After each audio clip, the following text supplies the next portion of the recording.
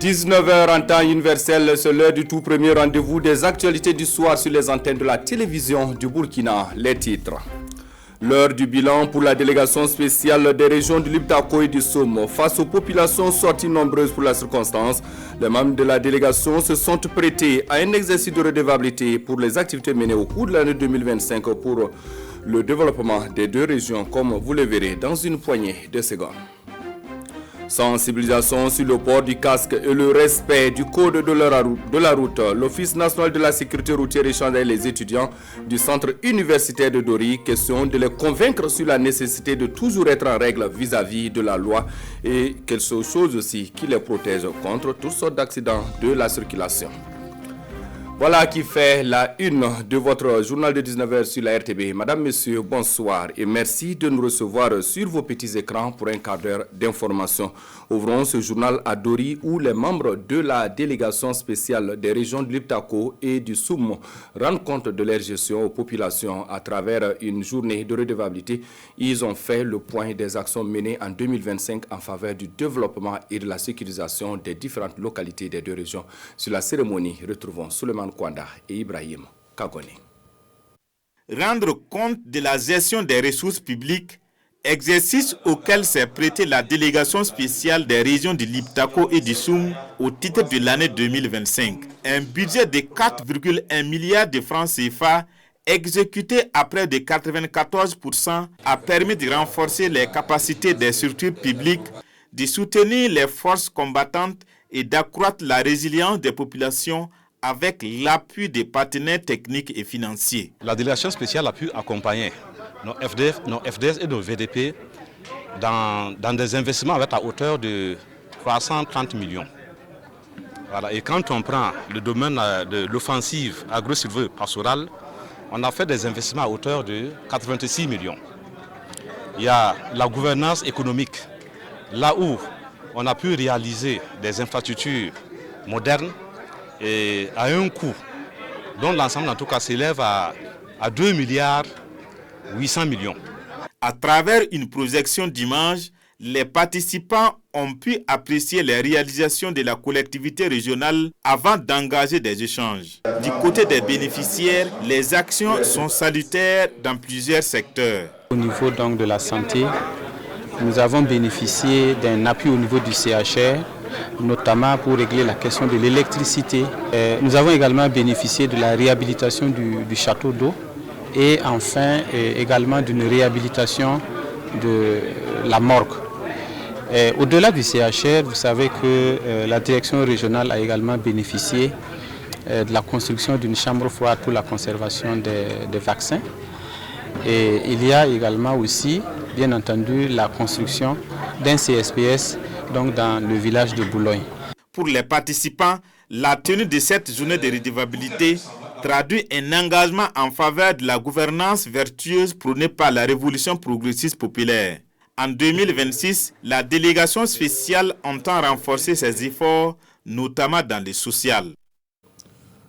À Kaya, l'action pour la promotion des initiatives locales apporte sa contribution à l'agence Faso Mebo. Des agrégats de construction d'une valeur estimée à 5 millions de francs CFA sont reçus par l'équipe régionale de l'agence Faso Mebo de Koulsé. Une contribution qui témoigne ici sa volonté de participer à la dynamique de développement endogène prônée par la révolution progressiste populaire. Martin Ouedraogo et M. Solandigma, témoignage. 100 sacs de ciment, 42 tonnes de granit et 2 camions bennes de sable d'une valeur d'1 500 000 francs CFA, c'est la contribution de l'ONG APIL à Faso Mebo. À travers ce geste, l'Action pour la promotion des initiatives locales entend participer au développement endogène. Et c'est maintenant pour nous de venir ici pour encourager les détenteurs de ces lieux, et j'allais dire de savoirs nouveaux, d'innovation, les détenteurs en tout cas de cette détermination, pour que nous puissions montrer effectivement aussi l'exemple aux autres associations, aux ONG, que nous avons l'opportunité, et c'est aujourd'hui et maintenant, de créer notre propre piste, notre propre développement, notre propre avenir. APIL, c'est Action pour la promotion des initiatives locales. Les initiatives locales, c'est aussi ce que nous faisons. C'est Faso Mebo. Cet appui de l'ONG APIL vise à renforcer les activités de Faso Mebo à Kaya. Nous remercions APIL pour vraiment cet apport consistant qui va venir une fois de plus booster nos activités au niveau de Faso Mebo et nous leur transmettons nos sincères remerciements pour tout l'accompagnement que nous bénéficions de leur part. APIL et ses partenaires ont également au cours de cette journée prêté main forte à l'initiative présidentielle à travers le ramassage des pavés. L'Union des centres d'apprentissage des métiers de la mode vestimentaire et de la beauté examine les méthodes ainsi que les programmes de formation. Objectif, améliorer la qualité de l'enseignement dispensé dans la soixantaine de centres de formation membres de cette union. La cérémonie de clôture de l'atelier depuis Fadangourma avec Aruna Kabore et Dahandi David Banga. 4 jours pour former, examiner et harmoniser les méthodes et les programmes de formation en couture, en coiffure et en esthétique à Fadangourma.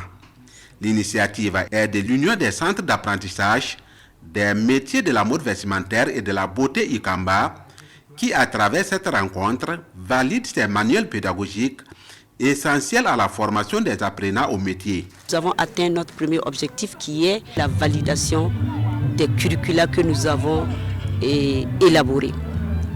Donc nous avons élaboré des curricula en culture socio-professionnelle en couture, en technologie du coiffeur pour pouvoir mettre maintenant en exergue ces documents-là dès la rentrée 2026-2027. Pendant les 96 heures, une soixantaine de promoteurs ont pris part à cette session qui vise à promouvoir la formation professionnelle au Burkina Faso.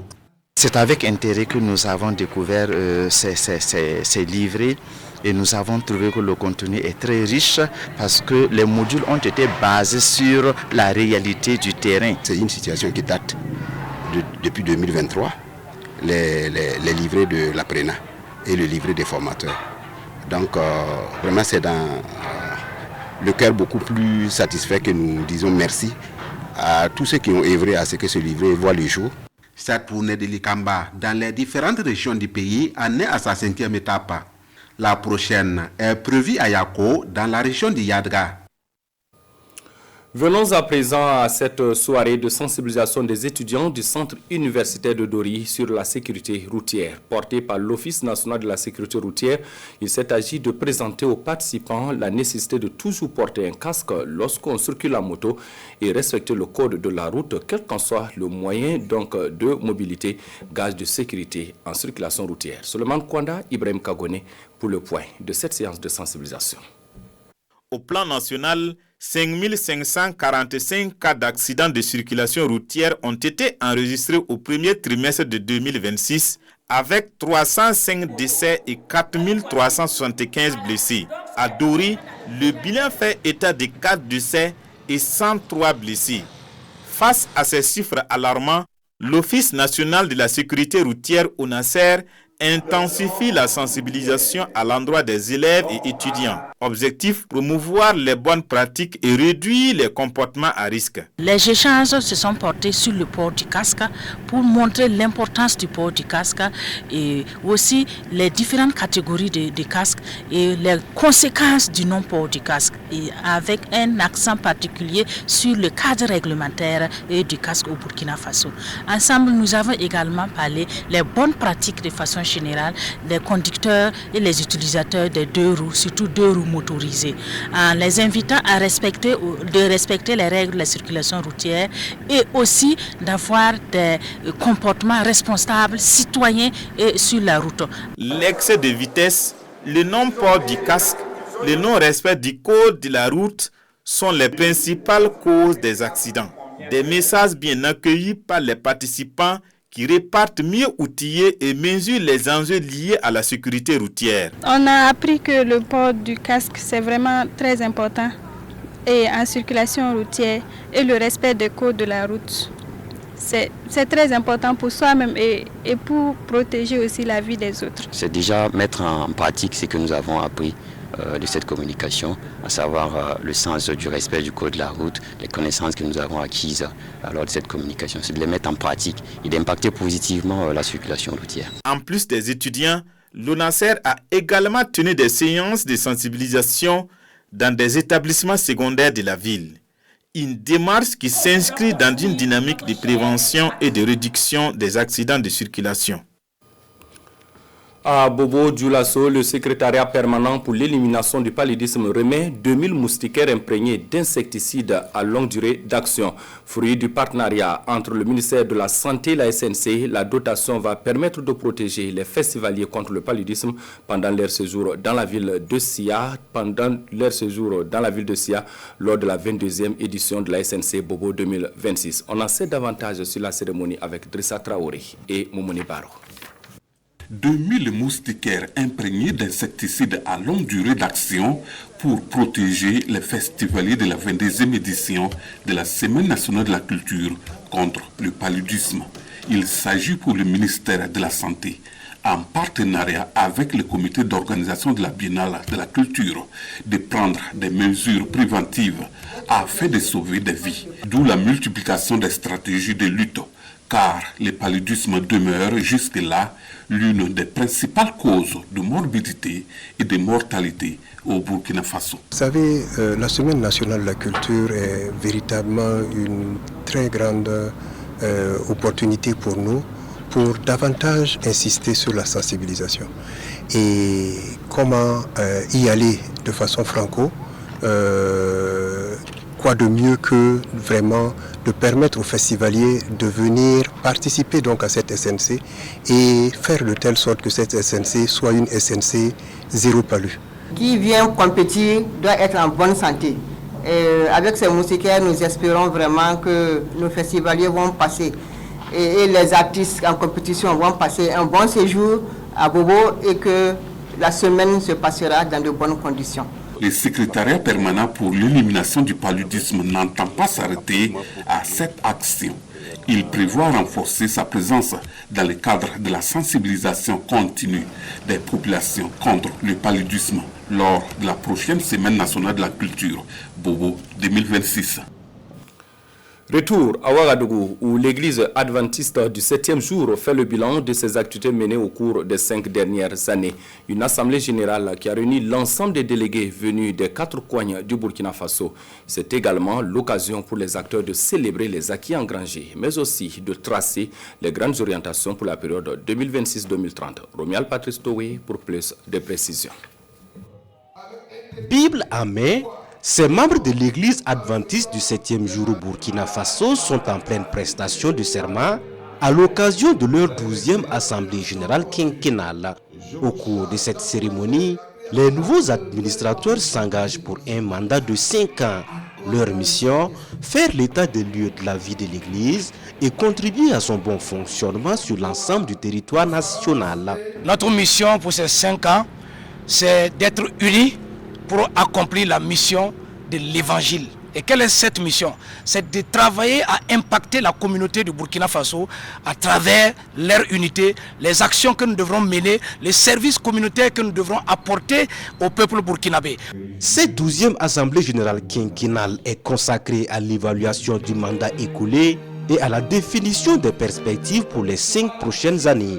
Les responsables dressent un bilan qu'ils jugent globalement satisfaisant. Nous avons eu une autre session de l'Église mondiale en juillet passé, dont le thème était ancré dans la Bible et engagé pour la mission. Et l'intégration de tout le monde pour la mission, l'unité.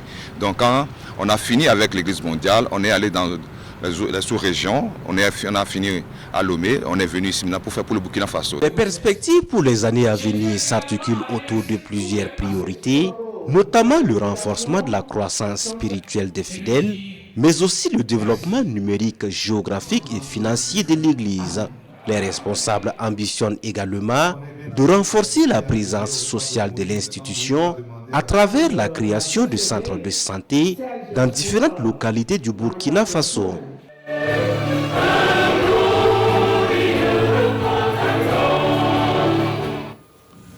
En musique, la chanteuse Fouébé Sedungo signe son entrée dans le cercle des artistes gospel à travers une conférence de presse organisée dimanche dernier à Ouagadougou. Elle a présenté son tout premier album intitulé Terebinte de l'Éternel. Romial Patrice Towe pour la découverte totale de cet album.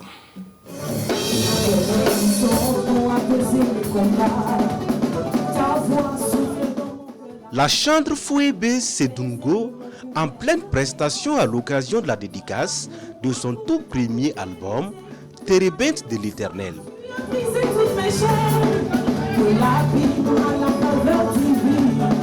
L'œuvre musicale de cet titre est un message d'adoration, mais aussi et surtout d'encouragement à la foi chrétienne.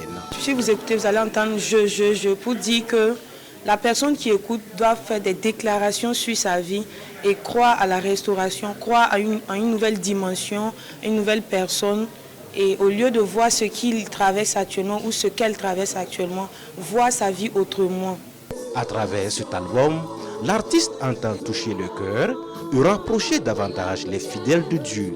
Les différentes chansons abordent des thématiques spirituelles fortes dans un style à la fois inspirant et accessible.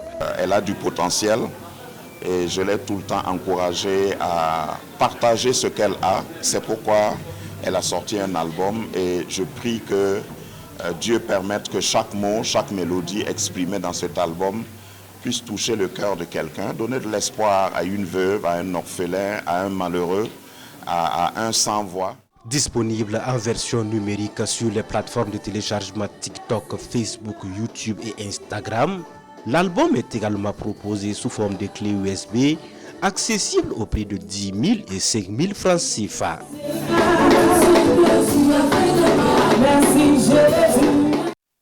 On s'arrête ici pour ce journal de 19h. Merci de votre aimable attention. Prochaine escale de l'actualité sur ce plateau, c'est à 20h Dieu voulant sur une présentation de Amadou Marcel To.